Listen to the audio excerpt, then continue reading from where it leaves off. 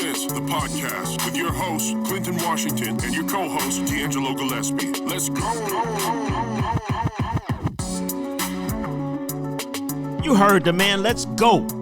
This is another episode of Two Cent the Podcast, and I am the one and only, your favorite Uncle Clinton. Hey, check this out. We are about to do something a little different. You know, based on a lot of questions that we get on our social media, people want to know how we met. They want to know the story behind our partnership. So I decided we're going to go all in. Are we? Yes. I have not told D'Angelo what the subject matter of this podcast was.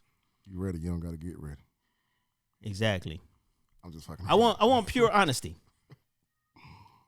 All right, so ladies and gentlemen, we're going to get right to it. Mm-hmm. One of the most popular questions that's come about me and you is, okay, other than you being Mr. Single out here in the street. Man, you ain't asked me about my week, man. Hey, I mean, I honestly don't. Okay, I'm not going to say I don't care. I'm talking about, man.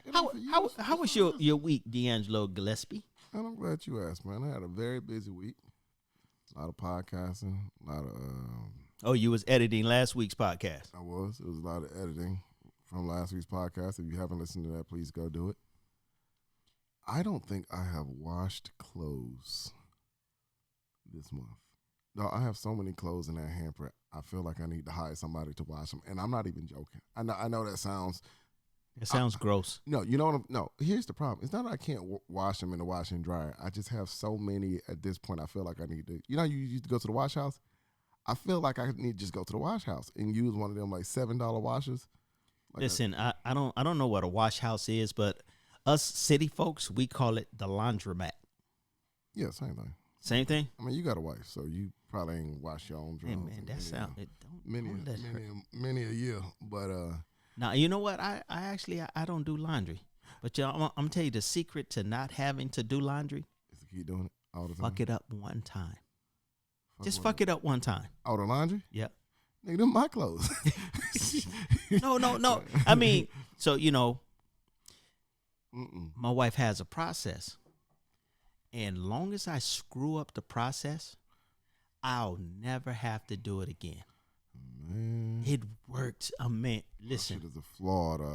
I get what you're saying, and it makes it's logical for someone. No, it works. Yeah, I mean, yeah, but I'm by myself, man. All them clothes. You gotta get out these streets. You gotta stop being single. You gotta get you a wife at least for the laundry, man. Come on, man. You know the funny thing is, if I got a wife, part of this shit will be for laundry. The other part will probably be for just so I won't have to eat processed food anymore. I'm really serious, because if I had a wife, I probably wouldn't have to go to the gym at all. And I don't know. I think I'm gonna have to call up La Libra and see if that was misogynistic. Because I just don't know. We'll find out as we start to lose female followers. It'll be all right. Yeah. Oh, anyway, that's how my week was. I've been considering doing laundry. I might actually do something when the podcast over. Ladies and gentlemen, we're going to have him post his laundry on our social media so you can see how disgusting this really is. No, that shit is bad, man. It's really bad. She's going to the ceiling for real inside of that thing. Let's take it back. Mm-hmm.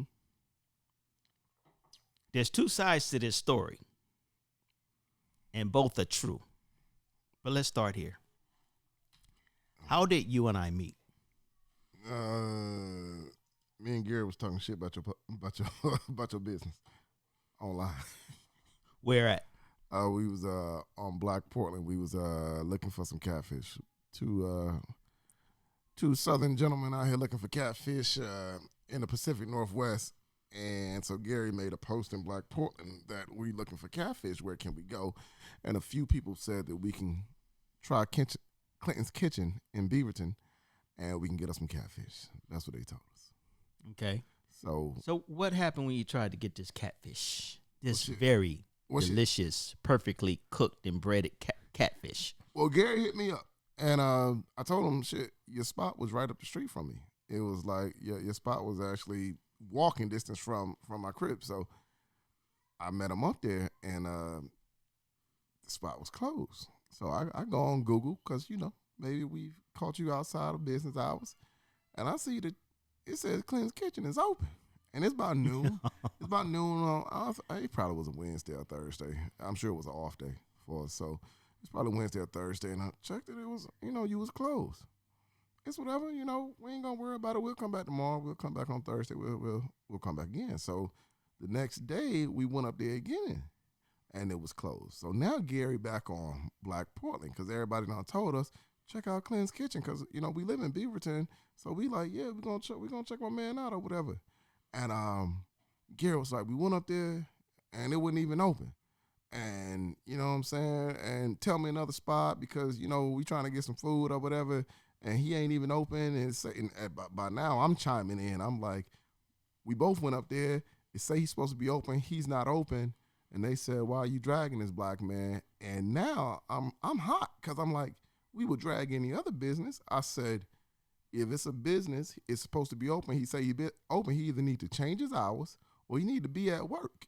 You can't have both. It's trash. This trash. This man ain't serious about we going in. It was just like he ain't serious about making no money. He, I said a few things. Gary said some things, but I felt like it was all valid because all the things y'all said was very brutal. You said that you was open and you was not open. Okay, all right. Said you had catfish. We ain't get no catfish. So when I catch wind of this, because there's a battle on inside of Black Portland's Facebook page, and I see that D'Angelo is arguing with a woman. Discussing. And they're going back and forth.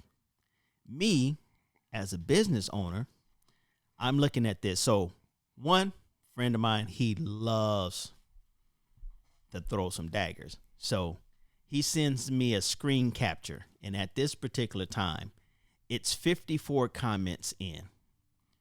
And so I go on and I see Gary and his last name. So, of course, I go and check him out on Facebook. And I'm like, oh, man, this dude worked for the same company. So then I see his wife, same last name, and I'm like, oh, yeah, okay, yeah. Then I see your name, and it's probably about 40 comments back and forth. You're going back and forth with a woman on there. And I'm like, she tearing into his ass. Get him. And I'm just like, these people are rude. They just dogging my business, right? So later on that day, and I want to admit, that day, I'm still not open. I'm going to say, were you open? No, I'm still not open. Does it say you open on Google? So, okay. No, man, let me go in on Google. Now, places like Google, Yelp, and other small business owners, you guys can attest to this, or maybe it's my personal experience. But they try to what do you call it when the mafia comes in and they want to try to strong arm you and get you to pay extort you. Extortion. But how are they extorting? Okay, so you put your business hours. No, I don't. So on Google, I never signed up anything on Google. Never. I've never put my business on Google. Okay. Google will call you up and say, hey, we want to put you on the top of the search and blah, blah, blah. You pay us such and such amount of money. I'm a small business. I just started. I don't have the money to pay you. So, no, I'm not going to do it. So what Google does, and they can deny it, they give false information. Now, I'm not saying they did in this instance because I was not open. It was noon on a Wednesday. Right. So at this particular time, I was open Wednesday, Thursday, Friday, Saturday, and Sunday. So you're saying we came during your business hours? Yeah, you came during my business hours. Okay. My business hours from 11 a.m. until 9 p.m. Yep. Now, let me back up a little bit. So a friend of mine hits me up. He sends me the screen capture of you guys arguing inside of Black Portland.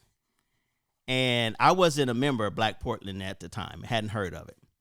So I go to Gary's Facebook page and read all about it, about that asshole.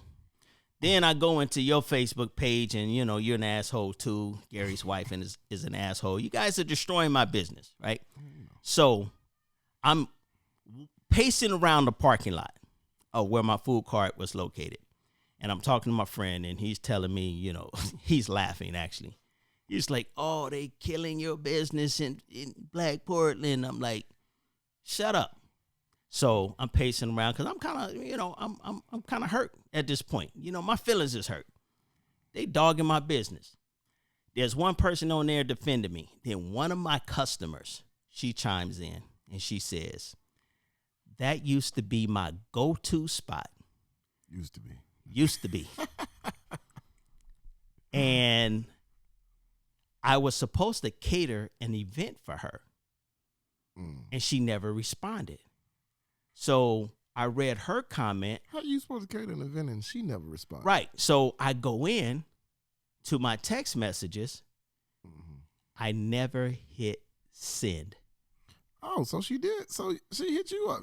How Yeah, she never responded to nothing? Yeah, I was like, damn, she's right too. So that day I'm cleaning up the food cart because I can't cook. It has to be perfectly clean.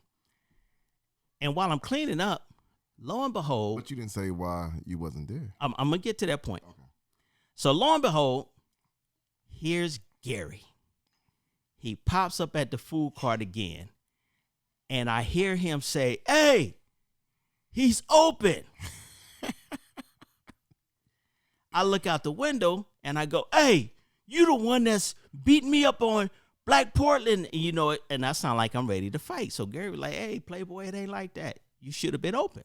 I'm like, no, it ain't like that. And I said, "By the way, I'm still not open. I'm in here cleaning up." He said, "Oh, man." I said, "But look." So I took him over to another food cart. I had helped them get started. I took him over there and I said, "Listen, get this man anything that he wants. Whoever's with him, get him anything that they want. I'll take care of it." So, okay, Gary gets his food. He goes away. I'm probably never going to see this guy again.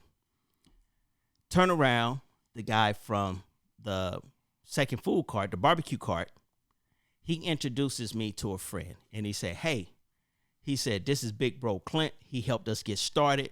He owns the food cart over there, Clinton's Kitchen." The guy goes, "Oh, they talking about you in Black Portland right now." I'm like, damn.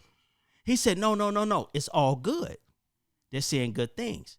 So he shows me on his phone, because I'm not a member of Black Portland at this time. He shows me on his phone. And Gary had went on there and he said, "I finally got in touch with the owner. He's a really cool guy." What happened was employee issues. He was out of the country and his employee quit while he was out of the country. He said, "But the guy bought me some food from another food cart because he's in there cleaning up. You guys make sure you come out and support Clinton's Kitchen." Yeah. People showed up and showed out the next day. They came out. So right there, I was like, okay, you know, this guy's cool. You know, then I meet you. Yeah, you know. Then the problems begin. Hey, man, you know. Hey, man, you can't, you know how much business we bought you, man? True. We told everybody about you. True. The good and the bad. Yeah, you know, I mean, we solid folks, man. We are simple folks, man. We simple Southern folks, man. You meet some good people, man. You should tell somebody about it. So, and then we found out we all work at the same place. So shit, we knew it was on then. Oh yeah, you know, I made sure at that point I didn't try to get Gary fired. Yeah, he was a good guy. So the progression of our friendship, now we know that he owns a food cart. So now we coming up there. He calling us up there when he want to try new foods and or whatever. I mean, we just hanging out. Nothing really solidified. Just you know another black man. Y'all work at the same company. Y'all we both transplants. We from different places. Me from Atlanta, him from Compton. So you know Gary out there from Atlanta, and we putting him on to other people we know. So like we'll introduce him to folks like Dre or whatever. And but this helped build our circle. And you know. How it wound up happening is me, Gary, another two guys from Intel, partner of mine, sorry, I'll edit that out. Maybe I won't. It doesn't matter. So me, Gary, David, and Ken, we're up at Mingle one night, and we just out there, man. You know, we had met the owner at work, and well, and we wanted to come out and we wanted to support. You know, we want to support all black business, especially out here. You know, so we were there one night, and it was a little light. It was a little light. You mean a little light, like It was a little light, no people in there? like no people in there. How many would you say was in there that night? I won't say nothing. It was one, it was us four. It was six. It was there's a white young lady at the end of the ball on one swing. Ken, David, me, Gary, and it was a The bartender. yeah. No, it was one other chick. It was one other chick. I think she was Latina. So it was another chick. So it was just us in there. It was the fellas. We just sitting there kicking it. And as we was sitting there, we said, man, we could really get this thing rocking, man. Like I feel like we should throw some parties. And this is a great space to do it. And it's a black owned business. And we'd be helping somebody we know. Cause we knew by then. I mean, you know, we see each other at work. You know, when I say no, you know, we black. We know you. Right. You know what I'm saying? We know you got a business. We know you wanted to be successful. Let's see how we can help. So we wanted to get into throwing parties or whatever. The five of us or the four. At that point, it was the four of us with the fifth not there. So we didn't know how we was going to do this, and we didn't know how to really talk. We knew one of the owners. We knew the owner's wife, but we didn't know him per se. We didn't have a connection with The him. decision maker. Yeah, but we knew Clinton, and Clinton kind of had an into this guy because Clinton is a business owner, and we had already knew that Clinton knew their family, so we called Clinton and we set up we wanted to pitch him a business plan or whatever so we met up at Red Robin in Beaverton on Beaverton Hillsdale. We met up at Red Robin and we kind of pitched to Clinton what we wanted to do, and I guess you can take it from there if you want to. Yeah, it was a pitch, and they're like, we want to do an open mic. Nah, this one we want to do parties, remember? Well, no, it started The out. open mic only came out he said no. Well, no. So no, night. We wanted Fridays. No, you guys wanted Fridays, Yeah. and then but it was already a promoter in there on Fridays. No, yeah, but when we pitched this to you, I hadn't talked to him about open mic. Right. That only came about when you brought back Thursday. Yeah, so it was just like, okay, can't do anything on Fridays, but I can get you guys Thursdays. Mm-hmm. And then it was like, all right, we can do poetry. I've done this in Atlanta. I've done this in New York. And I'm like, poetry? This dude is like 6+ feet tall. What big black dude is doing poetry? That was my thought. I'm like, You've been a hater your whole life, man. You've been a hater your whole damn life. I'm like, poetry? Is this dude for real? Poetry? Who does poetry? So I'm like, okay, I don't want to shoot down his idea, but I thought it was stupid. Poetry. I said, okay, what about poets and comedians? And it was like, oh, okay, we can do that. I can make that happen. I mean, open mics to me are open mics, man. My thing is, I don't care what you do. You got 5 minutes to do it. You can come out there, you can tell a joke, you can do some poetry, you can sing a song, you can rap, you can goddamn yo-yo if you want to. if you feel like you're any good at it, and it can if that's what you want to. I always wanted to keep things at the I like to keep things in an artistic sense, as far as just you want to give people the opportunity to be a star that night. That's how I feel, because that's how it started for me. Like wanting to just I've sat in lines just to go on stage, or when and then you couldn't get on stage and just had to sit on the floor. But I get it's a different culture out here, man. I started back in the 90s with Yin Yang and shit like that, where we just sat on the floor just wanting to be a part of. Yeah, I was like, something. Poetry, that's boring. And so we put our best foot forward. We got Thursday nights. Yep. And people showed up Thursday nights, but they didn't spend money. That was the biggest problem. I mean, poets historically are not. They don't have the most money. You know what? Cause it's not. It ain't for. It ain't like that, man. It's not like a. I get what you're saying, but it's not like a. It's not like a show like that. Like it's not. In a rap show, Y'all don't make no money. We don't make no money. So, Y'all don't draw money. We don't draw money. So having money like to spend. I mean, every poet likes to get drunk. Every comedian likes to get drunk, but it ain't on our dime. Mostly, what you do is you entertain, and someone will buy your drink for you. Right. So that's the starving artist type of. Yeah. See, so the person that owns the club, who's giving us the spot, he has to pay security, bartender, server, cook, right? And we got a bunch of people in there, but nobody's spending money. So it's not worth it. No. Argument number 1. We have our first falling out on the sidewalk. It wouldn't have fallen out, man. It was. You know what? To me, it was a falling out, and this is why I call it a falling out. We both cursed at each other. We both quit. First of all, you quit. I ain't never. No, you quit too. Don't have me call Gary on this phone. Oh, what'd I say? Oh, wait. No, okay.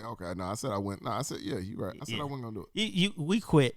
And the thing about it is like, okay, I'm short. I'm not Kevin Hart short. Man, I don't got nothing to do. But I'm short.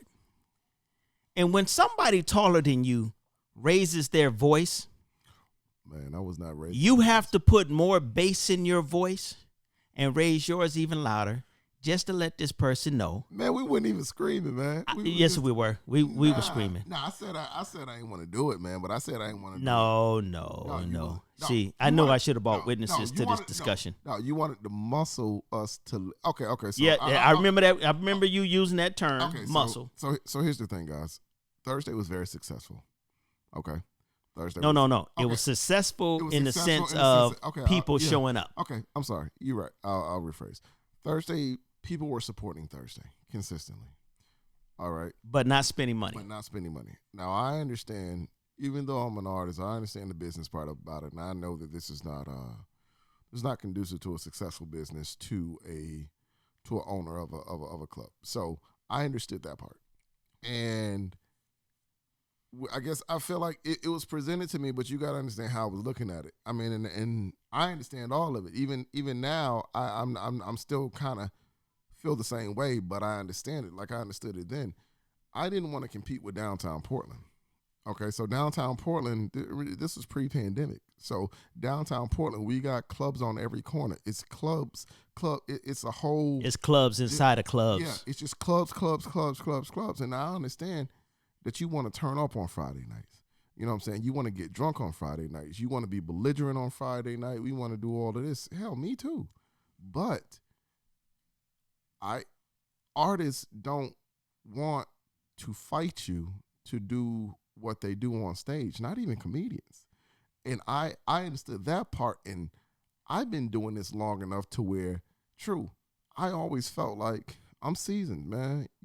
Y'all can't talk over me, man. When I talk, I'm going to be the dominant voice in the room, and I can do that. But at the true heart of an open mic, you need a respectful crowd. You can't do that when you want to turn up and when you want to do all these things. So for that reason alone, I was weary of moving it to Friday, because I knew Friday, now we get the club hoppers. We get the people who just stumbling in drunk off the street, and now they got to listen to me tell them, now that you're in here, you got to be respectful. Well, I don't want to be respectful. I'm off this Hennessy.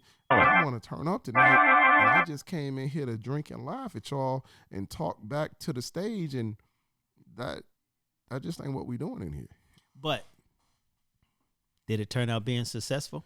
Well, anything I touch is going to be successful. Clint. Okay, so why was the argument then? Well, the argument is, first of all, the majority of my arguments are not for me to win. The majority of the arguments I make is for the people around me to win. I'm going to win anyway, because not on no egotistical, narcissistic shit. Yes, it is. You know you're egotistical and you're a narcissist. Possibly, but I wasn't arguing for me. I knew I would be fine, because just coming from the places I've been, I've done what I was being asked to do. I've already done before, but I see how it affects others. It slows the progression of artists trying to master their art. It slows the progression. It really does. So just being a devil's advocate, I'm a club owner. Who cares about your progression? Only me. Only the artist. Only artists. And I'm not speaking for club owners. I'm speaking for myself, a person I'm the business. But who's going to speak for the artist? I don't care. Yeah, exactly. But see, I understand the business part not as well as you do, but that's the marriage between me and you. You need somebody who understands both parts of it. You owe me all the time. Where the money at, man? How do we make money off this? I'm more so put out a good product and the money will come. You like, let's put out a bad product and get the money anyway, and we'll come. No, I don't say that. Even. You don't say that, but I don't feel like putting out a great product is detrimental to you. For you, you like, man, we'll put out the product. If they pay to see the product, we'll put the product out. Hell, even Coming to America 2 made money. Yeah. No. So my take on artists and business is this. So I've been dealing with entertainment since 1985. All right. I'm not going to tell you how old I was then because it's none of your goddamn business. I was in elementary school. Yeah. But I've been dealing in entertainment since 1985. I've been booking shows.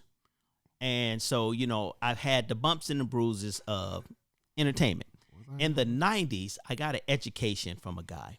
All right. And this guy's father, he produced some big names in the industry. And the son was coming in and he was taking the reins. And he said, artists ain't nothing but hoes. How so? And I was like, hoes? What you mean by that? He said, listen, man. He said, everybody that you're managing right now, they're going to follow you. Because you got a plan. You got a dream. He said, but you know what? The next one that pulls up in that Mercedes-Benz, that BMW, that hoe go leave you and jump in the passenger seat with that other person. My artists were loyal to me. So I thought. So at this particular time, we're progressing our business, and I bring my artists along. And I said, oh, that's my man right there that we come to meet with. He pulled up in a silver BMW. One of my artists made a beeline straight to that car to introduce himself. Right? When he went and introduced himself, all my artists left my side and ran up to the driver's side window of that man's car to introduce themselves. And I'm sitting up there like, okay, I'm just reading too much into this. You can't be mad at it. Right. I can't be mad at it, but because you know what, like you said, a hoe go be a hoe. First of all, so now, turn around, we're having meetings, and now my word is no longer good enough. They want to know, what does this guy think about my decisions? Before, we were recording albums. We were going to certain studios. We were using certain engineers. Now, it's what does he think? The only thing that they knew about him was he drove a silver BMW. And their whole mindset switched from Clint is the avenue to get to where we're trying to go, to now this guy, because he's showing the bag. The bag was this car. So now, fast forward some years later, you and I are in business together, and you are a very strong advocate for the artist. Okay. Me, I know the artist is going to jump ship as soon as they see the next best thing. That's not true. That's not true. Artists,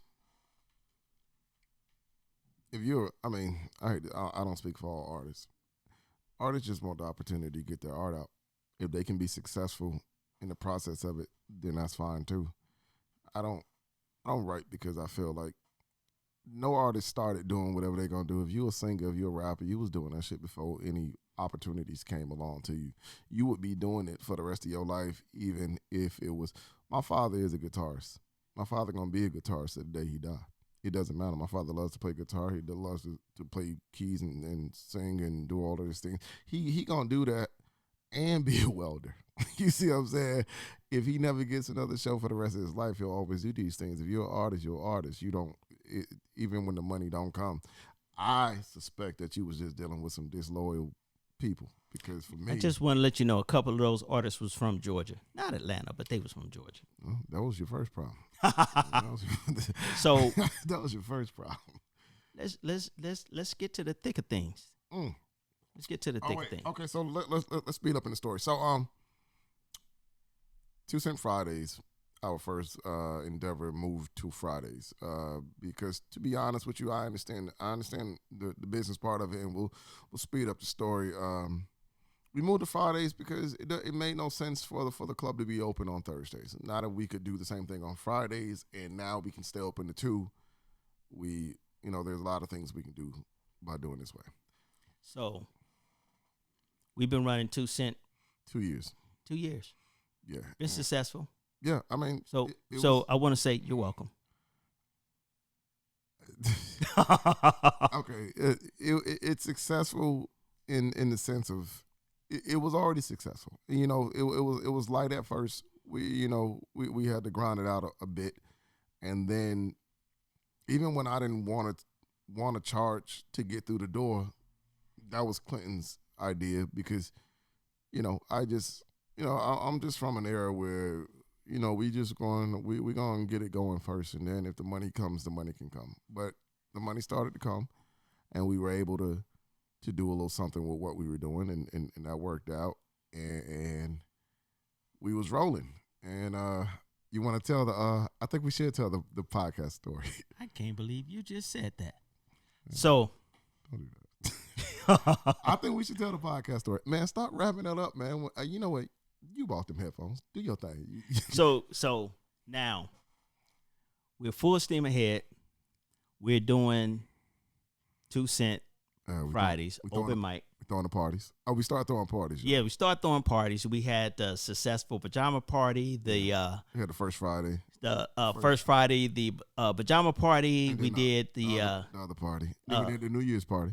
the New Year's party, and then we did the Valentine's Day party, which was Oh, yeah, a that was big good. success. Yeah. So Then COVID knocked on our door.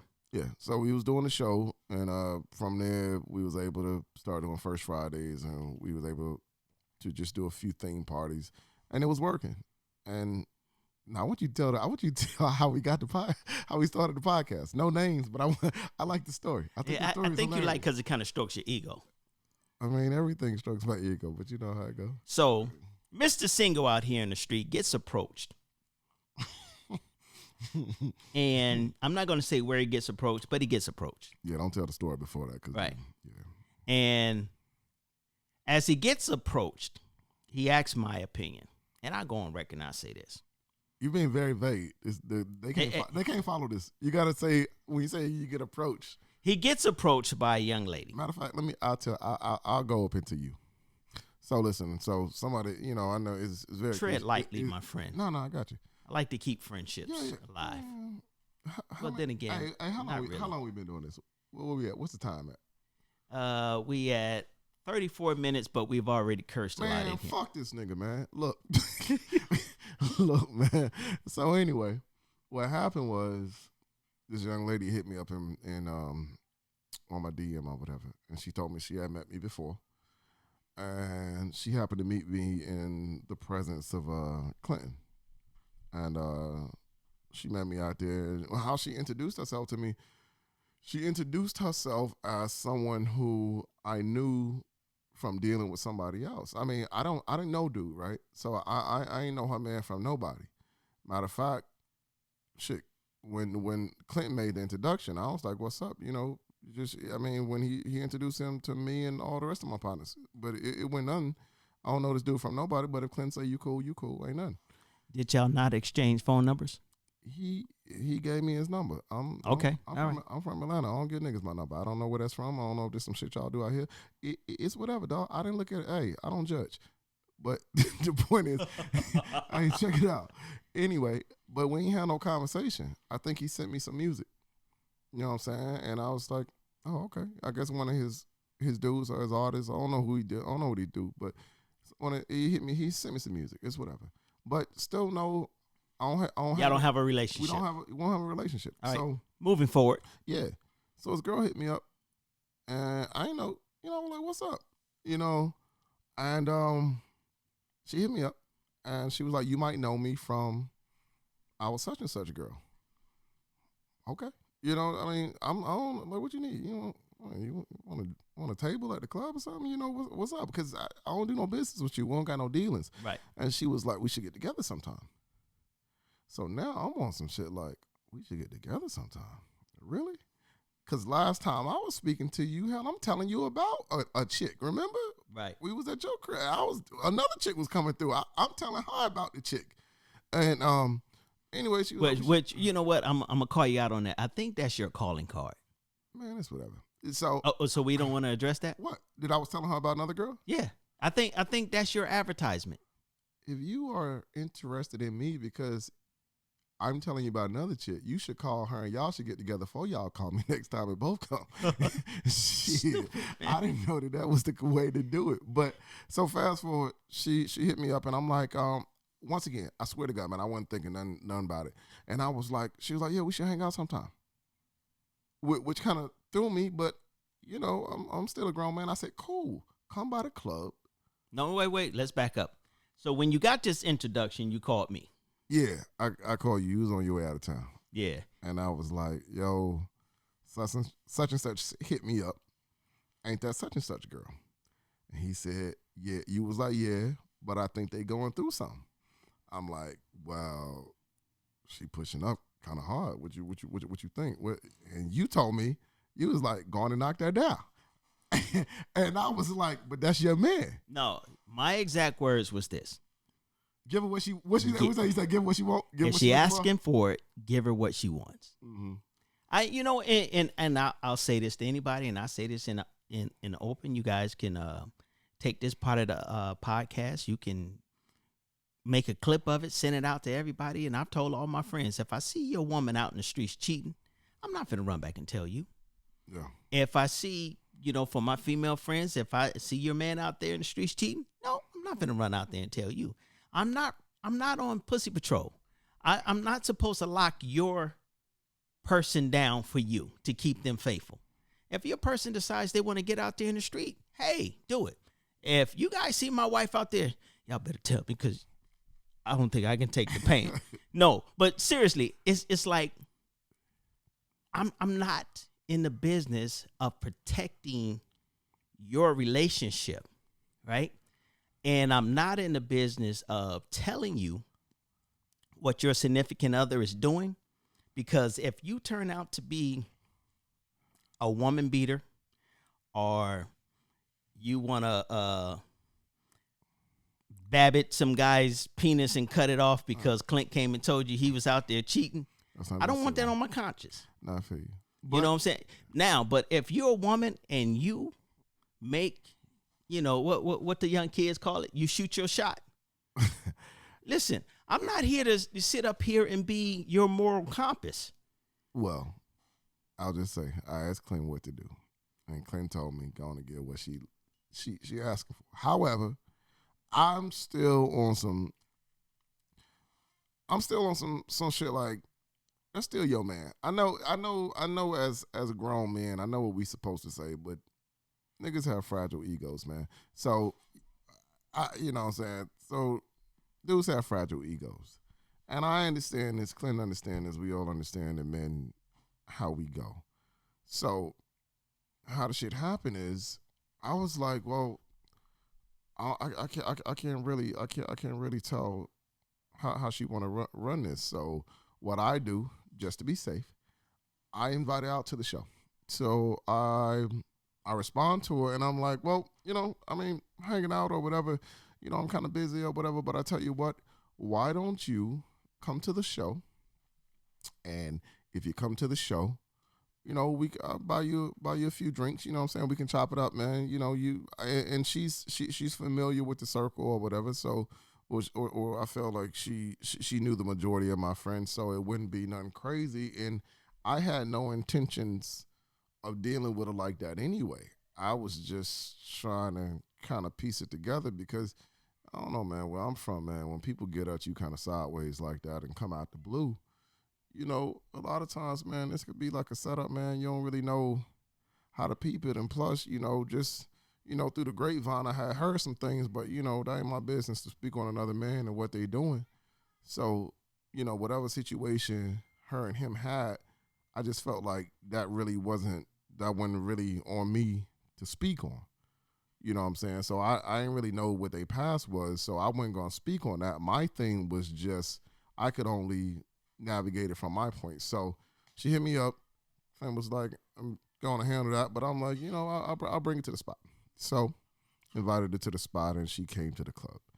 Now, when she came to the club, you know, I mean, everybody noticed who she is because, you know, you saw her. And she, you know, she was looking excellent. She was looking beautiful that She night. was Not that she excellent. doesn't She any was other looking- night. she was But I'm looking gonna tell you something. I ain't gonna front. I ain't gonna even hate. She was looking excellent. I'm gonna tell you something. Yes, I said, give her what she wants. If she's asking for it, give her what she wants. She makes that decision. Not her ex, not any moral compass, not anything. And a lot of people told me I was completely wrong. I should have told him no, but I feel like you should tell them I ain't do nothing with it. no. And he was like, nah, I'm not gonna do nothing. And I'm sitting up here like, hey, that's your choice, but she's asking for it. Whatever. So- Now, as I start to look at this whole thing starts to unfold. No, you got to talk about the rest of the night. No. Nah, We're not at that point yet. So I'm looking at how this thing is starting to unfold. They're in the club. And I'm the type of person that I always just sit back and watch.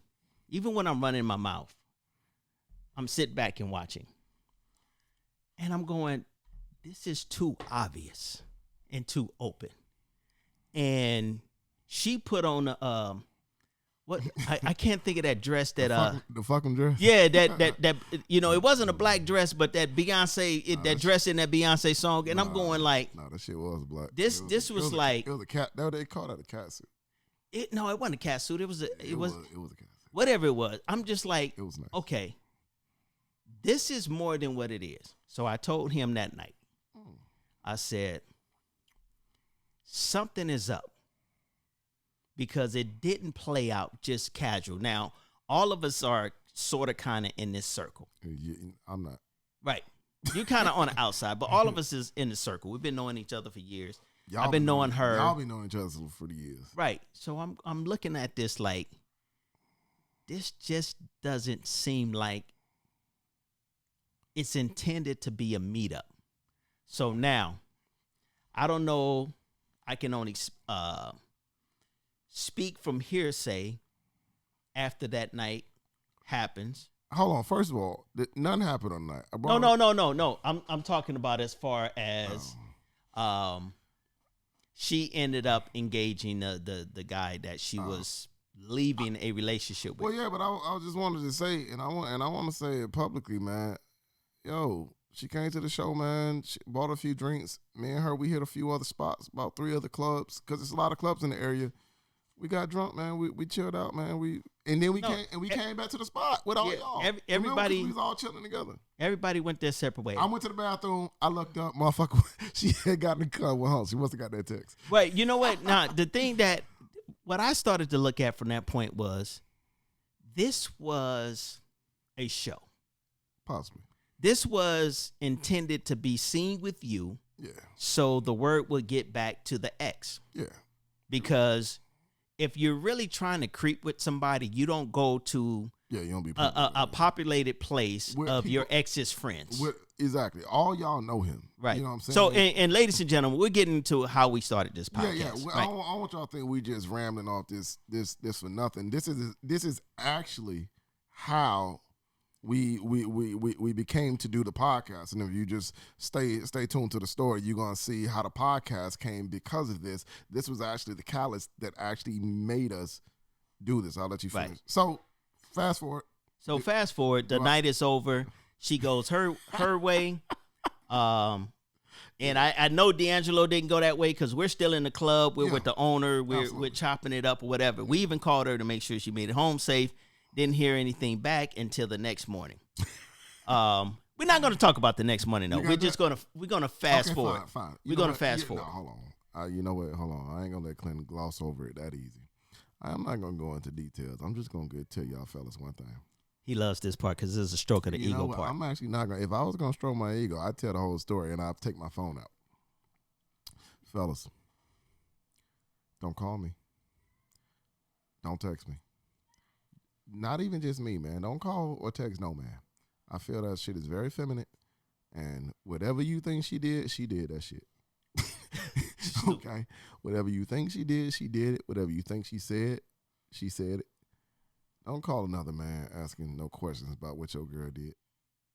Because I'm telling you, fellas, my default answer is I don't talk about what I do with women to grown men or children, for that matter. Matter of fact, they the same thing. Listen, man, you can make the man feel good. No, man, because you shouldn't call men asking about your woman. If I got to call you and ask about her, then she's already gone. And that's some real shit. Like, she's already gone. If I gotta call you and ask about it, man, don't call me about no goddamn chick, man. I ain't never called a nigga about a girl in my goddamn life, and I won't. Let me tell you something. If I gotta call you, I'm just gonna throw her shit out the house. Okay, so we go get past that part. Yeah, but so anyway, yeah, he got some phone calls. He got some texts. Move along. We're moving along. Mm-hmm. I think this was the most classic, well thought out and well maneuvered move a woman has ever done. I congratulate. And I see the same. Oh my God! Now you gotta edit that out. Oh my God! How you started off and how. Don't worry about it. Just hit it at congratulate after. Making sure everybody eat. Making sure I want you to everybody's delete this shit involved. right here because But you as hit that grow, bitch twice last you week. lose certain homies because it's called closing the gap. This is the gap when we start. This is the gap as you grow. Notice how you grow and they don't. So how do you close the gap? You got to come back down. Which one is the when you come back down, you lose. Yeah. So you got to keep going automatically up. That's why closing that gap got to be them catching up to you. And if they don't catch up, you got to leave them behind because you get to the point now where you got to start cutting out. And then hit it. You know what I'm saying? And it's like you can't look back when you cut them out. I'm going to say this again. You have to congratulate. I'm going to repeat. You have to congratulate a woman who masterminds a maneuver to get her man's attention, and it works perfectly. Men do it all the time. Because after this whole thing unfolds, the jealousy of the ex-boyfriend, the visualization of your girl being with another man, once all of that kicked in, they have formed a most beautiful bond. They are living happily ever after right now. Mm-hmm. Marital bliss. He got off his bullshit. Mm-hmm. She got off her bullshit. I love it. They are married and they are doing big things together. And I think it's the most, you know what, lady? I know people are listening right now like, okay, that's some bullshit. You go play these games. Let me tell you something. I'm being completely condescending. I don't know if Clinton is, but No, I'm not. I'm being as honest as possible. When you know the person that you with, mm-hmm. and you understand them, and you can mastermind something to get them to take notice of you, because we as men, we forget. We forget how attractive you are. We forget that all of your assets is what drew us to you. Yeah. And now she mastermind to show her man that somebody else is paying attention to me. And you know what? People may deny it. He may deny it. It worked perfectly. But I wasn't really paying attention to her. No, I'm not talking about you. Oh, okay. It was, and this is what I told you, a year ago. It was never about you. I agree with that part. It was never about you. Because you know what? She could have chose me to be that person. Mm-hmm. But you know what? 6 foot and a dozen, and me, 5 foot and, less than a dozen. She knew that would probably go to blows. I'm gonna be honest. But when you put two lions together and you put them together head to head, you might think you want to fight. But two lions know the strength of each lion. And somebody at some point is going to think about that engagement. You know what it is, man? It's always a low level potential situation when it comes to goddamn men. There's always the chance of violence. Because though between me and dude, I don't think it would be. Because in my mind, I want to believe he more player than that, and he wouldn't. But she calculated it. But that's what I'm saying. I think her calculations was perfect. But But you know what? We I'm going gonna too be far. honest with y'all. I'm gonna be honest with y'all. I don't feel like y'all gave me my credit in that situation. Y'all didn't applaud my restraint.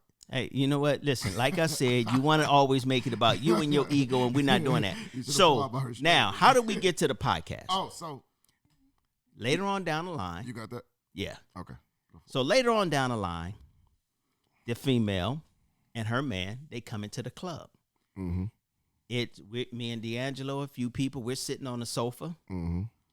And chilling out. Just chilling. Just waiting for my wings. You know how it go.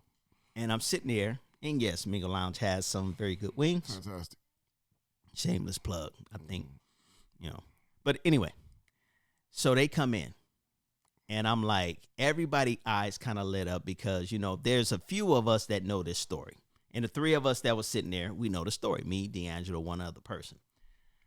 So when they walk in, I'm dapping up everybody. I'm Mr. Peacekeeper. I got to get in between just in case there's something. Because, when you part of a club, you got to keep the club's reputation safe. Because the OLCC will come in and say, oh, he slapped him and he slapped him back.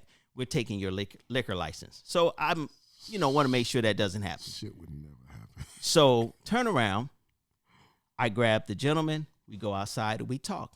And everything that I said about her masterminding the plan, I said this to him. I said it worked perfectly. Yeah. It got your ass out of the street. Yeah. It made you focus on your family. Absolutely. It made you focus on your woman. She did it masterfully. I agree. And he kind of understood.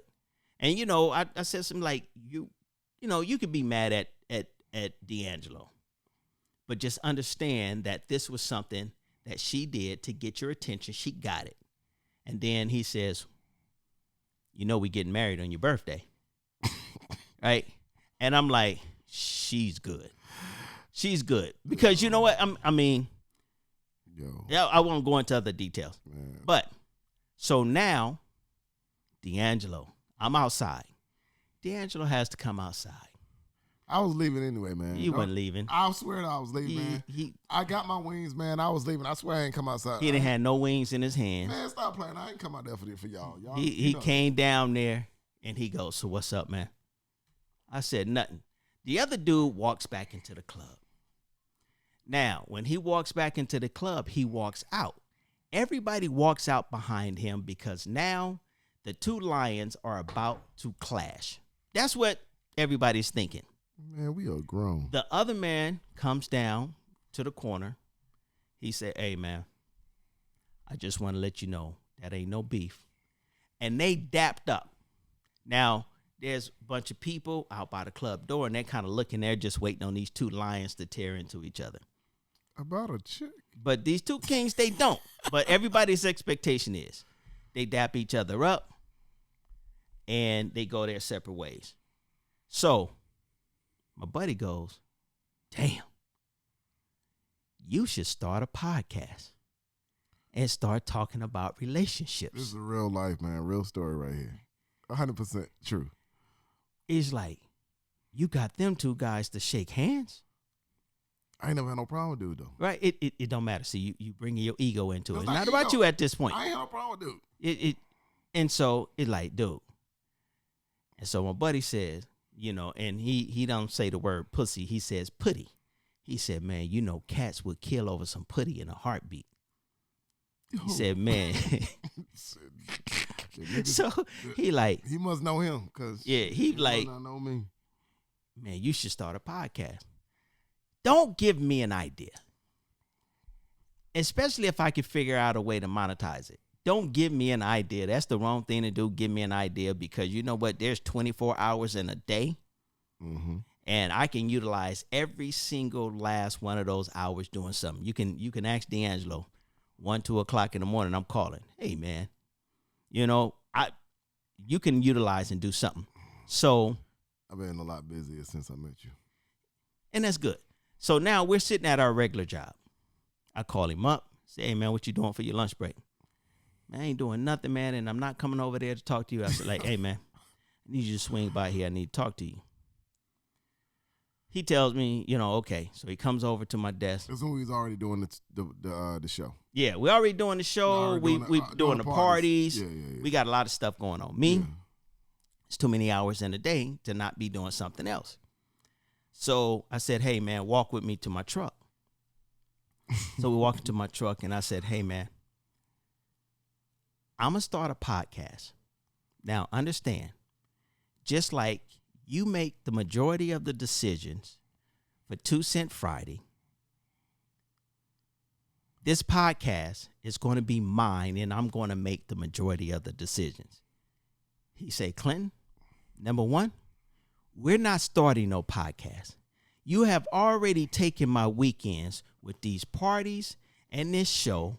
We are not starting a podcast. I'm like, man, we are way too busy already. We're way too busy already. Hit unlock the truck. He's still going. We're doing parties. Do you know how hard it is to come up with a theme for every month to do a party? Then we got to find a band. We're supposed to be working on finding a band.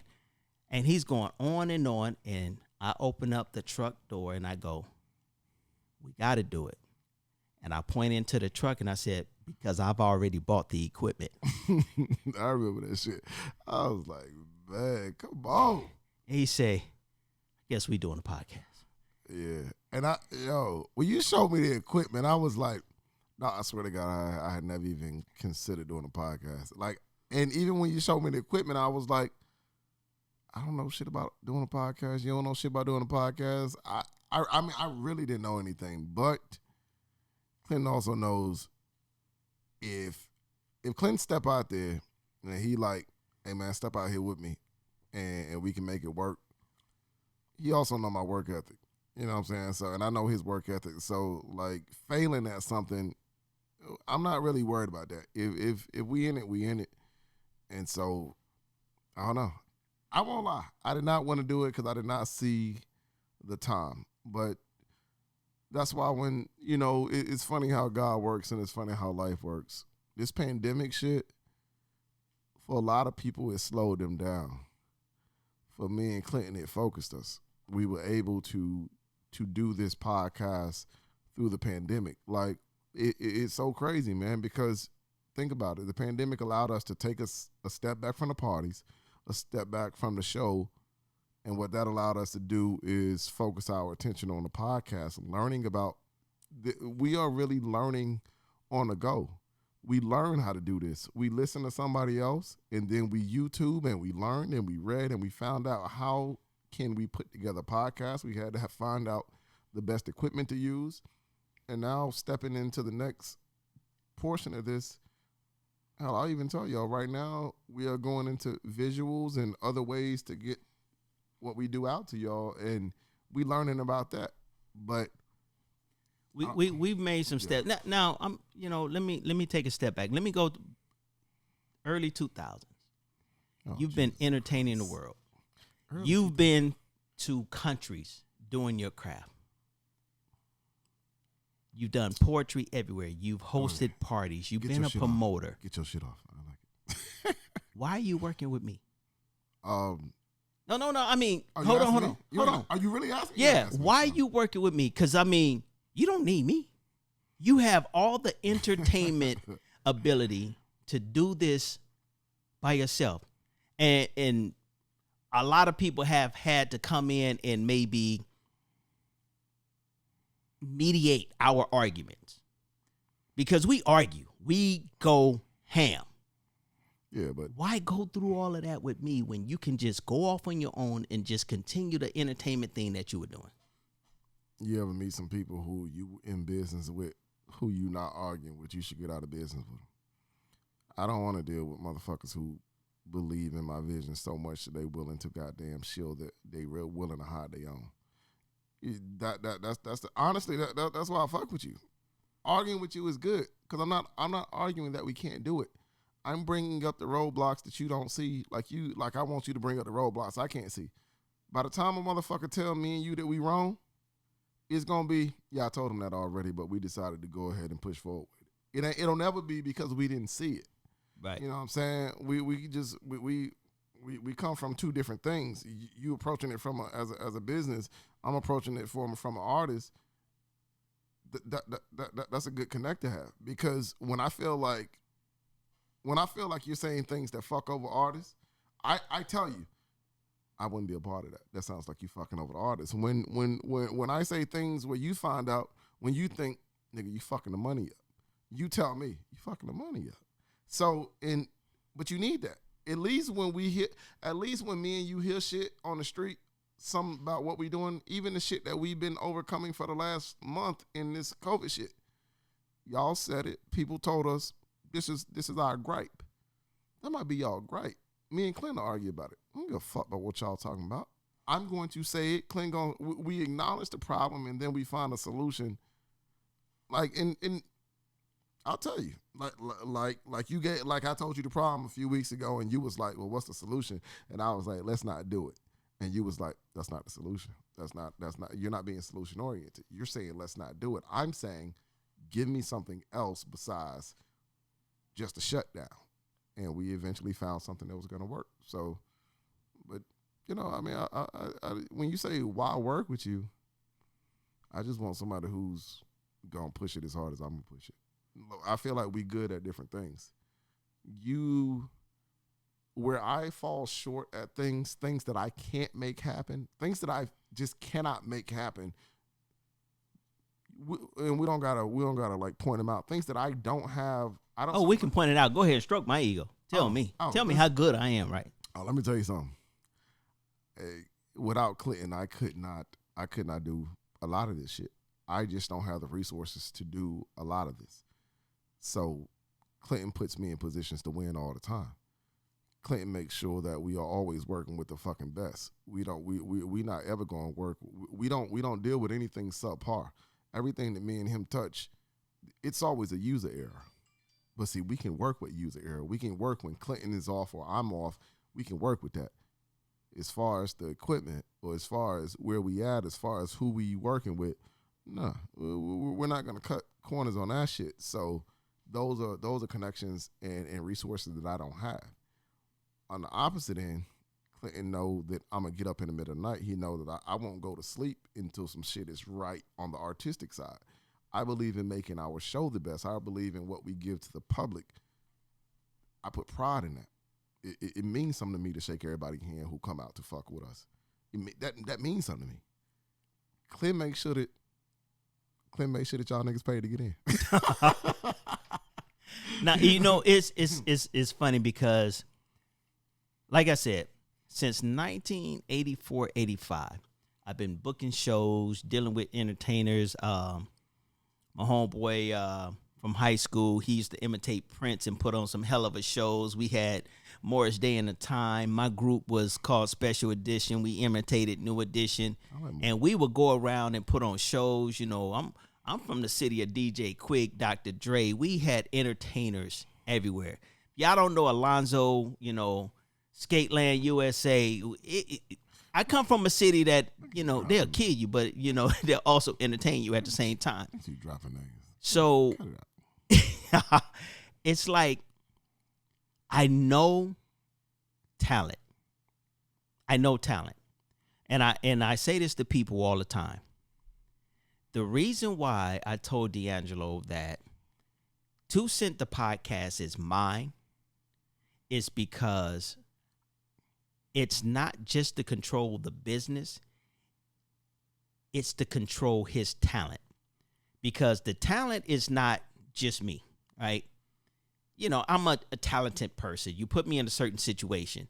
D'Angelo has the talent where you can put him anywhere, right? And I hate saying this publicly because the next argument he's going to say, Clint, God damn it, you can put me anywhere. That's right. Give me my roses right, right now. Thank you. But I take the talent and I say, this is the subject of the podcast. I never discuss the questions or anything beforehand, really, with D'Angelo. It all comes organically. And his job is, after we put the podcast together, he has to be the writer. He's the writer. He's a poet. They know how to write. That's what they do. So you get him and he gravitates towards writing and getting people to understand me. The podcast would be episode 1, season 3. Talking would be the whole entire title. But he formulates everything to get you to understand where we're going, to draw your interest, to make you want to listen to the podcast. You have to be able to control the talent. Every singer has an A&R director, or they have an A&R person. There's a person that produces the music. There's the person that controls every knob and tweaks for everything. You know what I'm saying? You got your engineer. Because talent spills over. It has to be controlled.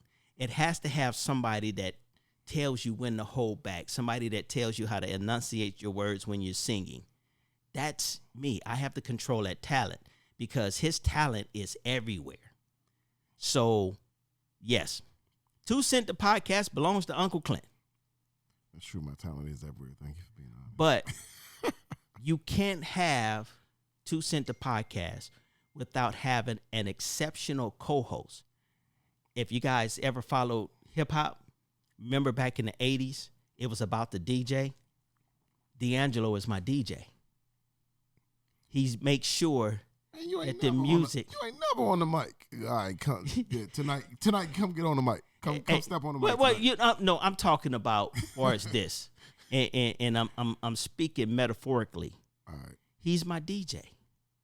He has to make sure the beat is correct, the speed of the drum, the melody is everything is there. My mic levels have to be correct. Metaphorically, he's the DJ. Now we've gotten to the point to where, okay, he's co-host, so he takes a back seat. But I like to see the seat I'm in now, because I know my personality is overbearing sometimes. So so you admit that? No, I know that, and I know I like to talk. I talk a lot. Talking is what I do. I just talk a lot. So wait. So I'm gonna cut you out. I'm gonna get to some of the questions that the fans have been asking. Said the fans. The fans have been they're fans of the show. Oh God. You got a choice. You only got 2. Mm-hmm. You have to choose one. Get him. The podcast or the open mic. And if you choose the open mic, we're no longer partners. Which one do you choose? And be honest. The open mic. Why? Because somebody gave me an opportunity when they didn't have to get on the stage and cultivate my art. It was already in me. I was already writing. I loved it, man. I love that art form. I love an art form that allows people to express themselves, man. You ain't never, like, you gotta want to turn a room into something special, man. When it ain't shit going on in the room, it's dead silence. You don't. I mean, and no disrespect to rappers or lyricists, but poets are a different breed. It's silence, and we can create off of nothing. just a blank page. We can create a whole story for you. We can take you somewhere with it. We can create something special. We can inspire you. We can motivate you. We can make you happy or sad. You and the good ones make you feel it. Make you really feel it. Like, I pride myself on, nigga, I don't even, everything I speak, man, I can take you back to when I wrote it, and it's the most perfect art form, man, and it means something to me. And to answer your question, to give others the opportunity, young writers who are unsure about themselves, who don't know if people want to hear me and shit like that, to take young writers and give them a stage in front of their peers to go up there and just say some shit that only means something for them, and then we clap for them and we tell them, I felt that shit, I appreciate that, I like that. It means everything to me, man. It means everything to me. Somebody gave me that fucking opportunity, man. The folks who gave me the opportunity to rock with them, the people who put me on tours with them, it means something to me. We getting into this Boys to Men simp type of air. I ain't trying. I'm just saying, but if you ask so me, if you ask me which one, it'll have to be that. And don't get me wrong, I love podcasts, man. I love it. But that art form is special. That art form is special. You don't wrote a poem? I actually got about 5. Man, shut the fuck up. But seriously, do you realize that's just some shit you came up in your own goddamn head, and now you want people to listen to it? Like, yeah, it's crazy because like, I'll write something and I'm like, D'Angelo, what you think it is? He laughs at me a lot, which does a lot for my self-esteem. But, fuck it don't matter what nobody else say. But that's what I'm saying. Like, who the fuck is you? Where you think you can come in here and say some shit and you wanted to change my mood and change how I feel? That's some very egotistical shit. Poets have very big egos. What is the deal breaker? For me? What is the deal breaker to make you turn around and say, I am not fucking with Clinton anymore? What's the deal breaker? Because we done argued about everything. Our arguments, whereas my family comes from downstairs, sits in the living room and go, God damn, he's repeating the same thing for 30 minutes. What's the deal breaker? I'm going to be honest with you, and I know this shit going to sound cliche, but I use this shit in relationships too. If you are conscious at what point you're willing to walk out, then just walk out now. Because you already know what you're not willing to do. I don't know what the deal breaker is yet because the deal breaker hasn't happened. Like, when I'm in a relationship with a woman, I don't know what she can do to make me leave. A lot of men would say, well, if she cheat, if she do this, shut the fuck up, nigga. If you love her and y'all got kids and you got a life together, you ain't going to do a motherfucking thing but cry your fucking eyes out. That's what you going to do. And then you going to fix it. So, and I'm being very serious when I say this. I don't know what the deal breaker is because I don't allow my mind to do that. I don't try to think of the shit that's going to cause. I don't know what the deal breaker is because I don't see that part. I can't see that part because I can't allow that shit into my mind. I'm gonna tell you my deal breaker. My deal breaker is when you compare our partnership to your relationships. That's our deal breaker. Nah, it is, man. Dog, I tell people all the time, if you know what that is if you know I'm uncomfortable right now. Let me tell you something. If you know what your wife or what your husband can do to make you leave, just fucking leave now. Because that means you don't love them unconditionally. Because if you love them unconditionally, you wouldn't know what it's going to take because you don't know what that shit going to do to you. So I say this in our homeboy Dre's voice. Do you love me? Absolutely. Where Dre at? I love you, Dre. Wherever Dre. Dre the only other man I tell I love. Maybe my child. But other than that, oh no. My deal breaker for me is, and a lot of it comes from, you have to get out of your own head when you're in partnership with someone. And you have to learn how to trust. I have had business dealings with people who were behind the scenes doing their own thing. So, not to name names. So, like I said. You don't have some fucked up business deals. And I'm be honest, in my past, before I met you, no, nigga, we ain't never had that. Like, I just feel like all my niggas done stayed down. Maybe I moved away, or maybe they moved away where we couldn't work with the business or what we was doing. But shit, pound of payment been down. Shit. I have wrote an album shit. Oh, that I help executive produce. Great group, phenomenal group. Open up for some of the most major talents, and to have someone come in and just take that. but when you say take, was it their next progression? No, it wasn't. The thing about it is, you and I will spin things off of each other. And if I'm going too far left or too far right, you're like, hey, stop, come back. This is how the artist is going to feel. Or this is how the venue is not going to work for us. Or this is that. But we're in a privileged position. Right, but We're in a more privileged position than we're neither one. I mean, let's be honest. Well, Neither but one of see, us- we're not starving artists. We both have a 9 to 5. right, but back then, I had a 9 to 5. If I ain't have a 9 to 5, this shit would be totally different for me. No, but what I'm saying is, back then, my previous partners, it was the thing of there was no trust.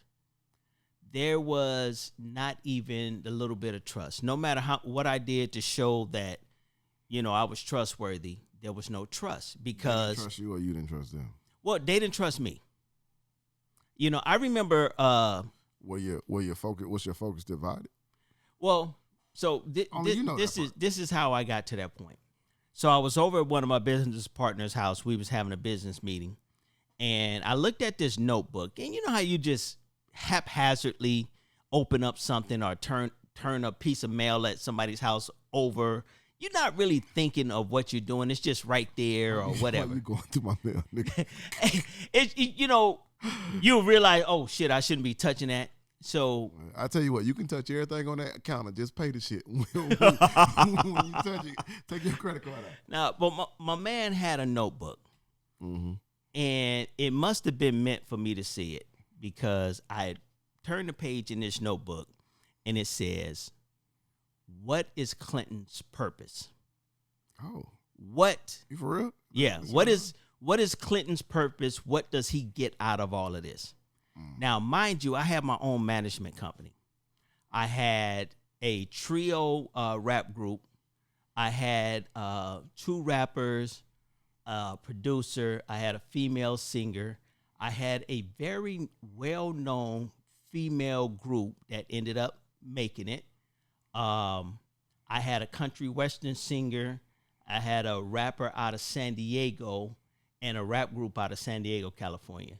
Yeah. And I pretty much took my management company and joined it with another management company, which one of the guys to this day is my best friend.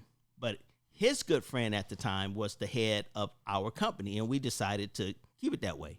Okay. But he wasn't a good speaker.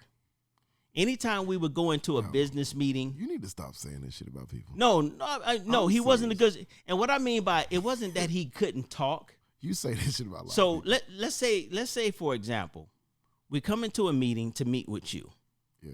and instead of talking about your project, he's talking about our group, our R&B group's project, and everything that they did over the last 4 years. Okay. You can't get a word in. You're coming to us for management, and you can't get a word in because he's telling you about performing in Mott Salon. He trying to talk.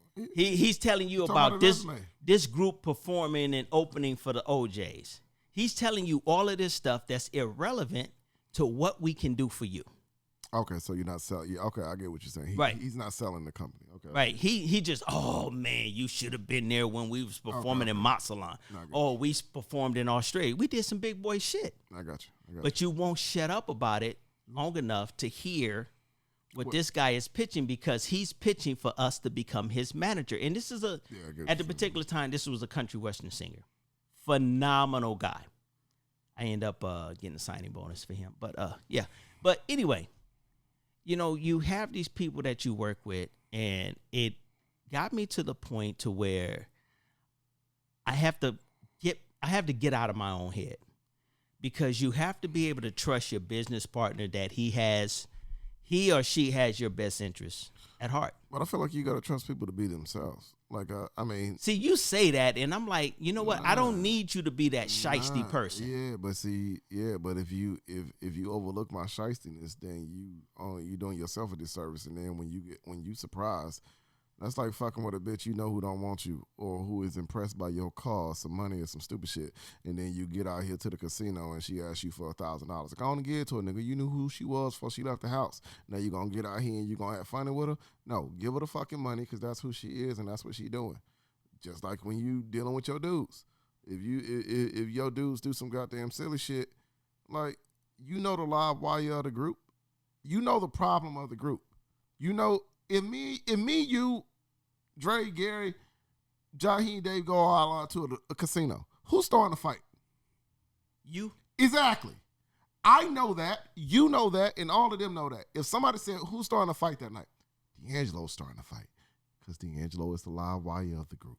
I understand I'm the live wire of the group. So, even in my maturity, I like to think that I wouldn't be. But watch this. If I came out the bathroom and y'all was in a fight, I'm automatically jump in it. You know why? I know y'all didn't start it.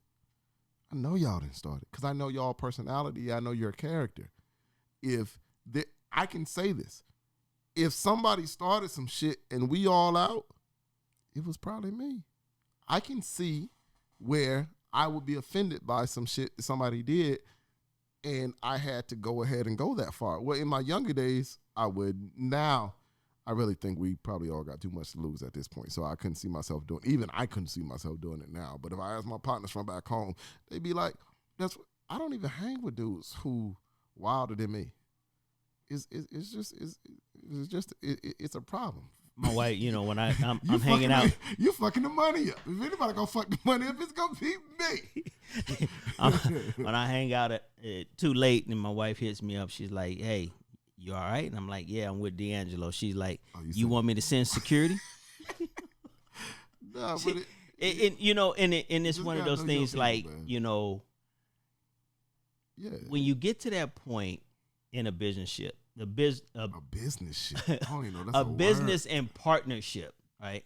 This is at the part of the podcast where my drink is starting to control the microphone. You got a lot of lemons in that drink, not enough liquor. Yeah. You got a goddamn lemonade over there.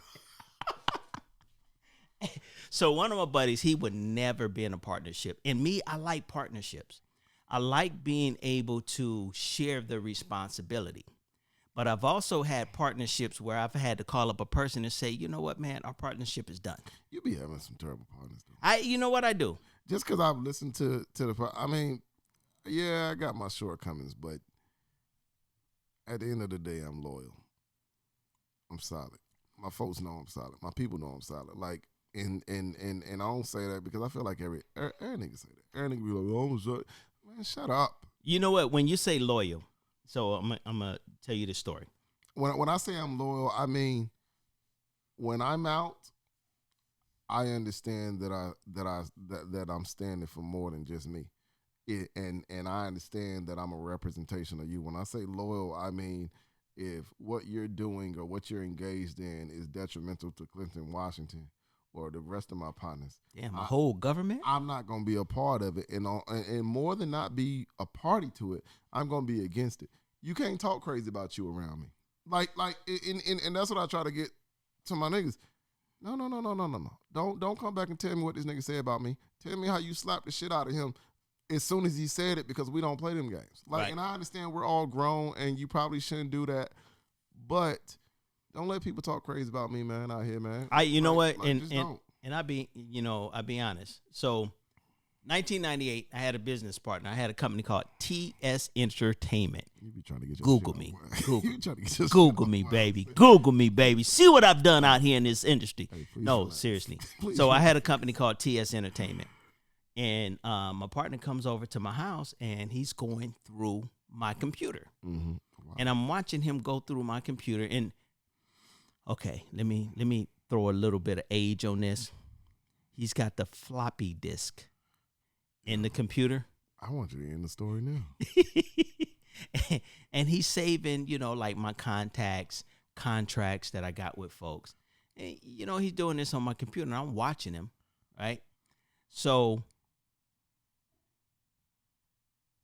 when I think about that, I give you my whole computer, my hard drive. It has all the podcasts on there and everything. And I'm like, I must trust this dude because I've already been burnt doing this shit, right? So, you know, it's like you'll get to that point. It's just like relationships. Here I am. I'm going to compare this to a relationship. Ladies, you can go out there and you can find 50 frogs. You can find 50 frogs, and you're going to have to kiss 50 frogs to find your prince, right? And for me, you know, and I knock on wood, I'm hoping that this is the last partnership. This is the partnership that gets me over the hump. I've been to the top of the hill. I've reached the plateau, right? But now I want to get to that plateau again, and where we're just slowly walking down the hill. You know, you ever heard that story about, you know, the father bull and the son bull? No, man. Okay, so here's you guys' homework. I want you to Google the father bull and the son bull walking down the hill, and you'll get what I'm talking about. I've never heard. I just want us to be able to pace ourselves, that as we're walking down the hill, we're taking advantage of every single opportunity, not running to one opportunity, but being able to take advantage of every single opportunity. But, you know, I feel like the situation that we're in is a little different from the situations personally I've been in before. You not so much, because not to big you up like that, but you've been established. What I mean by established, like you got from the military to what you know what I'm saying, where we at now, like you've been doing that. So that's always, and I be as an artist who ain't always had nothing, I understand the safety that comes along with where we at now. There's a safety with it. There's like, and I'm just being plain. There's a safety with it. I'm gonna be fine, niggas. I'm gonna be fine. Okay, don't worry about it. I'm great. Hey, you know how dope I am, though? Don't do that. No, you know how dope I am? No. You don't know nobody that's been thrown out of LaFace Records. All right, listen. Man, let me tell you. I don't know if that's the story you told the chicks on your way up to being married, but I'm gonna let you know that's a terrible story. It was, let me tell you something. Back in the day, I used to have an open door to where I would go to different labels. I've been to Jive. I've been to Didi's label. I've been to LaFace Records, stuff like that, right? And they all told you no. One of the letters, when you speak about no, one of the letters that I still have in my file right now is from Rough Rider Records. And they said, we're not looking for anyone right now. R.I.P. Earl Simmons. Right. Mm-hmm. And I kept that, and I keep that no. I still have the envelope where they mailed it to the house, everything. I have our old concert recordings from people who used to perform, you know, under me. I have everything. Hey, man, and then consider yourself lucky then, man. You're dealing with somebody who I ain't, knock on wood. I don't know if this is real wood. No, this shit ain't real wood. This real wood right here. I ain't had a lot of no's in my lifetime. I've had a lot of try harders. I've been blessed to be able to do a lot of shit that maybe I wasn't really qualified to do, but somebody believed in me. And that's how I look at situations like this, man. I wouldn't have never did no fucking podcast, man. If you wouldn't have bought this shit, I probably would have never been on it. But I work like this with my friends, and all my friends know this. I remember when I was 16. When I was 16, I had a partner of mine, Kenneth Dillon. Shout out to Charles Peters. But Ken, we worked at Turner Field together in Atlanta. We selling pretzels. What's Turner Field? That's where the Braves play. Well, but they got a new. They used to have a team, right? First of all, the Braves are in goddamn third place. Don't play with me, man. Anyway, so Clint, stop playing, man. You fucking up the story. So anyway, I used to work at Turner Field. We used to sell pretzels. Me and my partner named Ken. The Atlanta Braves. Yeah, the Atlanta Braves. Okay. So we was riding home. I was probably 18, 17 or 18. And I had to be 18 or 7. I don't know. I was out of school at 17 too. Anyway, I was out of school. This is my first summer job, waiting for college to start or whatever shit. So, and he gave me a ride home. And dude, he was 16. He had a fucking he had he was submitting his book to be published in New Orleans.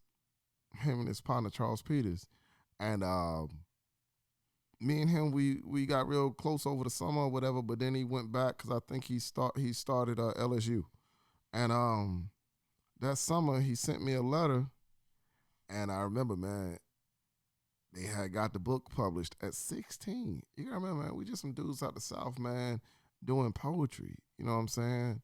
And he invited me out to New Orleans. This was back when AirTran was letting you fly for $50. You had to get on that, and I never forget, man. There's people we still sending letters. He sent me a letter, and the last line of the letter, he invited me to be on his tour with Charles, and he was like, "If you provide the talent, I'll provide the proof." I never forget that, man. This is from fucking 17 years old. He said, "If you provide the talent, I'll provide the proof." Pretty much that you can do this. You know what I'm saying? And this shit, like I said, we 16, 17. That's how long I've been in this shit. Like really just doing this shit. But I bring that all back to say, for me, I just feel like you just providing the proof of it. When you do shit like, say we're gonna do a podcast or we gonna do this, I want y'all to know a lot of times Clinton tell me ideas. Clinton calls me at work and pitches ideas. I shoot the damn idea down for 45 minutes. That's how I go. But that's fine because I want to shoot the idea down for 45 minutes. I'd rather somebody who love them shoot the idea down than somebody who don't give a fuck about what we do shoot the idea down. I don't want it to be a fucking surprise when it fails. I don't want us to overlook something we didn't see coming out of the blue. At least if I tell him it ain't going to work, at least he can say, well, I think it is going to work. At least, you know, and as much as I tell Clinton whatever he's trying to do ain't going to work, he knows I'm going to be on that goddamn losing side with him, though. So that's kind of how I equate all of business. Have we lost yet? Have we lost yet? No, Clinton, but that's mostly because You're welcome. I won't let us lose. You're welcome. First of all, You're welcome. Hey. Have we had some bad ideas? Actually, I don't know any bad ideas. I don't know any bad ideas. Well, you know what? I do know bad ideas you've had, but we've actually never did them, so they never actually saw them. No, they're on the back burner because the time passed. I'm just gonna say you're welcome because I have come up with some great ideas that have made you relevant in your life.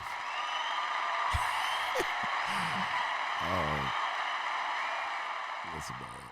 You are still relevant, and nobody is kicking you to the curb, and it is thanks to me. Man, Clint, listen, don't worry about people kicking me to the curb, man. I'm already solidified in the circles that I roll in. People, I'm being honest with you. People know what I do, and the greatest thing about me is I don't try to do shit that I don't do. Everybody know what I do. 2 Cent the open mic. That's on Fridays. Tonight, every Friday, every single Friday. Come out at 7:30. We should be set up. 2 Cent and Zoom. 2 Cent, man. Listen, let me tell you something. The pandemic allowed me to reconnect with a lot of people. A lot of people who I didn't even know fuck with me no more, man. And not because we had no beef, but just yeah, man. Life moves on. Dog, we was on Zooms to 5 a.m. from 8 a.m. Some of these folks was on the East Coast, 9, 10 o'clock in the morning. Exactly. And they started. Exactly. They started 8 o'clock at night. Yo, shout out that to time. Shout out to Sonya. Shout out to Robe. Shout out to Greg, Kenya, anybody. 2 Cent After Dark. Hey, exactly. All of it, man. Like, I appreciate everybody who fuck with me, man. Like, it means something to me. It mean, but everybody who know me know it means something to me that y'all still fuck with me, and y'all know that I got y'all. So 2 Cent is messing around with some folks who are going to get into podcasting. And who get into podcasting? Noni. Noni get into podcasting? Not, I always get them. Noni and Nani. Which one? Nani. Nani get into podcasting? Well, she got the kids that she want to get into podcasting. No, that's not Nani. That's Noni. That's what I said at first. I said Nani. Okay, I was Nani podcasting? no, We should get Nani on the podcast. I think she'd be a good podcast. I don't know. I think she would be really dope. I don't know what we talk about, but it's just to have her get on and goddamn talk. I think that'd be dope. Noni and our dude Ambush, they got us out there. We got some big things coming up, folks. Yeah, I'm with it. And if you guys didn't know it, I'm gonna tell you now. Let you in on a secret. This is the end of season 2. Yes. What's that, episode 14? Yes. They be going by quick, man. I be thinking we not doing enough, but then when I sit back and I think about it, when I sit back and actually edit it and look at where we are with it, you know what I'm saying?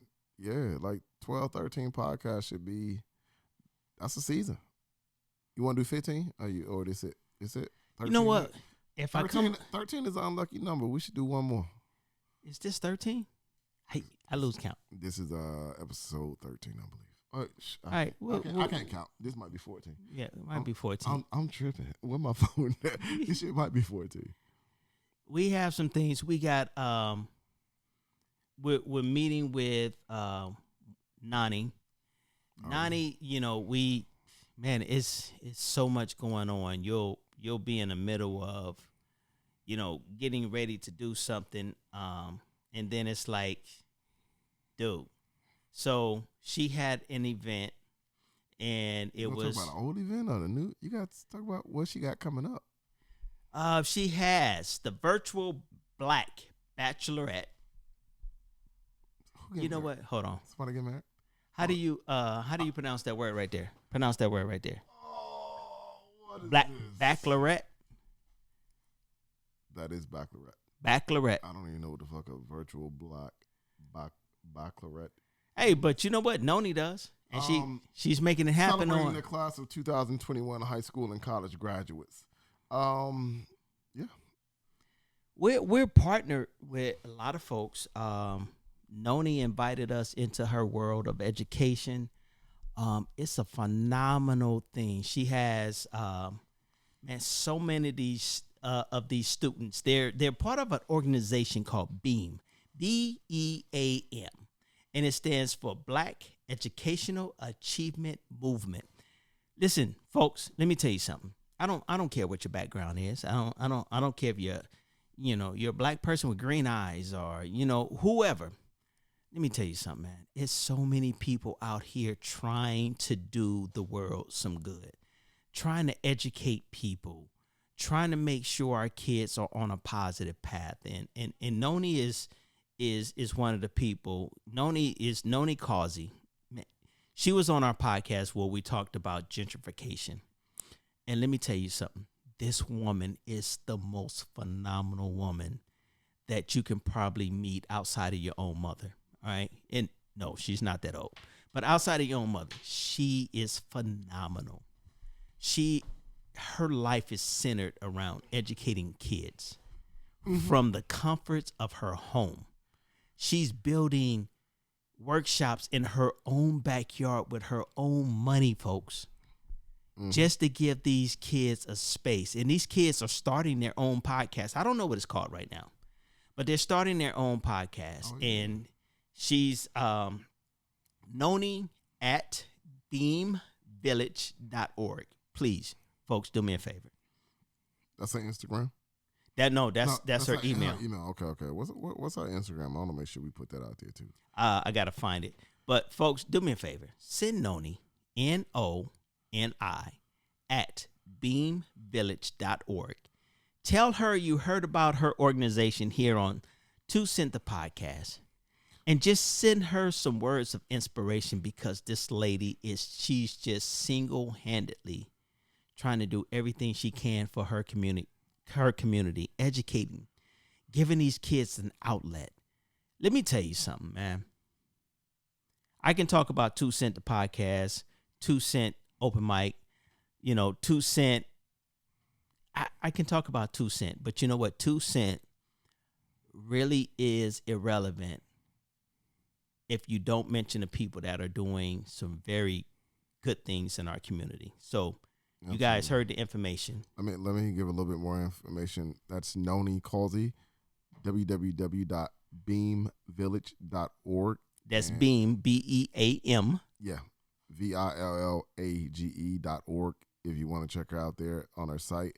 Also, her Instagram, please go follow it. It is BEAM_BSSS. She is doing amazing things in the community, like Clinton said. So, and that stands for Black Student Success Summit. Okay, listen. The Black Student Success Summit. Absolutely. Yep. Listen, this lady is doing a lot of things out of her own pocket. Yeah.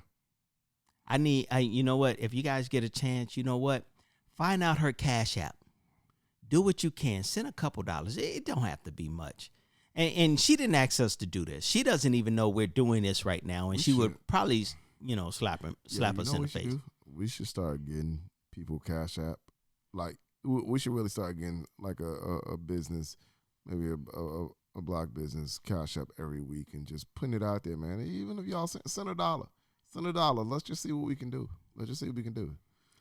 You know what? I'm with that. Next episode we'll have a business. Yeah, why not? And we'll find out their Cash App, and we'll let you decide if you want to Cash App them, and just put some money in their pocket, man. Yeah. Just show some support. But ladies and gentlemen, I think we've said all we can say. Yo, how long we been doing this? And man, almost an hour and 45 minutes. Man, ain't nobody gonna listen to us for an hour, 40 minutes.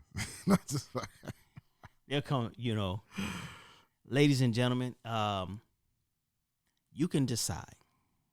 You've listened to us. You find out how we met, why our business flourishes the way that it does, and it may not flourish after this, because Hey man, so we don't need a negative shit in there.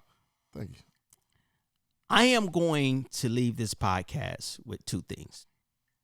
The first one is being, D'Angelo, what is something that you would prefer that I not do anymore?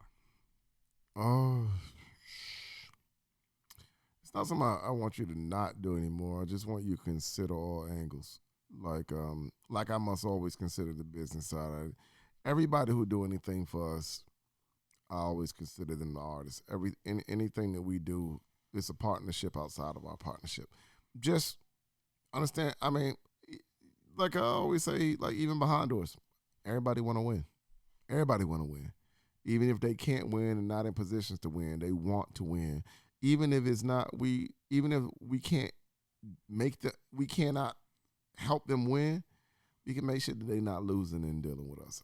And because that matters to me. That matters to people who fuck with us, understand that I don't know if we can make you $1 million, man, but I do know that we ain't gonna fucking with us won't be to your detriment. So I just like that, and that's just how I always feel. You always tell me you're looking at something like you're looking at this from an artist's point of view. That's the only point of view that I ever want to look at it from, because those are the people that I ride for. So, and I understand. I want to make some money too. I want to always make sure that I'm speaking for the people that speak for me, and I feel like the artists have always spoke for me. So that's just where I am. I don't want you to change nothing though. No, I wouldn't have you change anything. If you change anything, then you be being less of yourself, and if you less of yourself, then we gonna miss something. And plus, I don't plan on changing shit of me. You notice I'm not finna ask you that question. I'm sorry. What you want me to change? If I could say you should change one thing, stop seeking opinions of folks who haven't done what you have done. And the reason why I say that is this, and we go back and forth. Shout out to the homie Nisi, who she understood me when we had this conversation before. I don't seek opinions from folks because you know this. So when we were building the house, nobody knew we were building the house. Mm-hmm. Nobody had a clue unless you saw the crates in our old house in the yard or whatever. You really didn't know what we were doing. Mm-hmm. And if you don't tell the left hand what the right hand is doing, nobody can eat. They can't present bad energy towards what you're doing, because a lot of folks have opinions. Yeah. And their opinions are not based on anything factual except for their feelings. And when you get people who get caught up in their feelings or how they feel you should do something, or how it's more convenient that you do it a certain way for them, then you start to lose sight of your vision. What I always want us to do is always keep our vision in sight. Because when we focus on our vision and our vision doesn't become A reality. A matter of fact. it doesn't become a reality. It's our vision. When we start to incorporate other folks, like I say it all the time, man, stop posting this. Because it's like, not everybody wants to see you successful. Not everybody wants to see you successful. I don't know why. But you know what? I think me and you are motivated by different things. You know, and Like? This is gonna be very toxic. I'm motivated by negativity. I used to have a girlfriend call me every morning and tell me, get your fat ass out the bed and get in the gym. I used to have her call me every fucking morning and say it just like that. She used to be like, why you want me to say, I want you to say it just like that. Because I want it to sting a little bit. I want it to bother me a little bit. Like, because I'm motivated by shit like, y'all ain't doing shit, y'all ain't moving shit, y'all club ain't doing this. That I like that. I like that. I like that you don't believe that we gonna do exactly what I said we gonna do. That motivates me to. Everybody not motivated by that. Some people don't like being kicked. I do like being kicked. I like the fact that, well, when somebody like, and I know Adrian didn't mean it when he said it, but it stung me anyway. He told me on the first podcast, he said, everybody don't fuck with open mics. No, everybody ain't been to an open mic to fuck with it. I challenge anybody in that goddamn group to come to our show, and then at the end of it, tell me I ain't enjoy myself. Tell me I ain't like it. I ain't learned shit. Tell me that part. Then I'll be impressed. But just for you to sit on the sideline and say, and like, shout out to Adrian and everything he doing, man. Be on the lookout for this black card. But little stuff like that motivates me. It bothers me. It stays in the back. Shit, we fucking almost 3 seasons in. I still remember the first episode. I remember him saying that shit. It bothers me. You say people don't fuck with it. They fuck with it. We are of a culture that fucks with it. We fuck with goddamn each other. We fuck with art. We fuck with expression. We fuck with it. Y'all just don't know it exists. And if you knew it exists, you wouldn't do that. You wouldn't do that. Hell, you didn't fuck with poetry. No, I didn't. But what we do every Friday night, it's undeniable. It's undeniable. You listen to it, you might not fuck with it. You can still not fuck with poetry. But you're not finna walk away and say, hey, I was not thoroughly entertained by what y'all did in there tonight. That part right there, I don't worry about that part. That part, that's the part I can control. You see, I don't do a lot of things well in this life. That part right there, though, I got that part. Yeah, I didn't fuck with the poetry. I just like. Now you writing it. Yeah, but now you writing poetry. But it's funny how things start to influence you, and you want to express yourself, and you want people to hear your expression of whatever you're going through or whatever you're thinking, and it's like I write stuff down, and it's like, whoa, I wonder if this makes any sense, and then I'm hitting you up on the phone like, hey man, listen to this. Yeah, now, your bedside manner sucks. I don't want to hear no poetry from a grown man. Like, listen, man, I don't want to hear no poetry from you. I'm like, no, man, just listen to the first verse, man. I'm telling you, the first verse go get you. And it's like, okay, Clint, you done? I don't feel like people need to share with their friends. Come on out and share with the world. Get everybody. Get everybody at the same time, because it's all relevant. I don't like when people say words like good poetry and bad poetry, good jokes and bad jokes, good music and bad music. No. That just means that shit went for you. It's fine that it's not for you. There's no such thing as good. It's like, oh shit, that you? No, that's not me. Oh shit, it ain't no such thing as good and bad, man. It's just shit you can feel and shit you can't feel. Hell, I don't particularly like your truck, but I don't pay the note for the bitch. So who cares? You know, Ladies and gentlemen, since we're speaking of poetry, man, don't do that. I walk on eggshells and take caution not to hurt you with these daggers, but I speak the truth. Every tiger stripe baby bump, that's mine. I put them there. So just understand, I support you when you don't support yourself. Change you, but only if you want to. Without you, there's no me. Or if you want to change, it's still me and you. This has been another episode of 2 Cent the Podcast, and I am your favorite uncle, and that was my try at a poem. Thank you guys for listening. Oh my God. Fuck you, D'Angelo.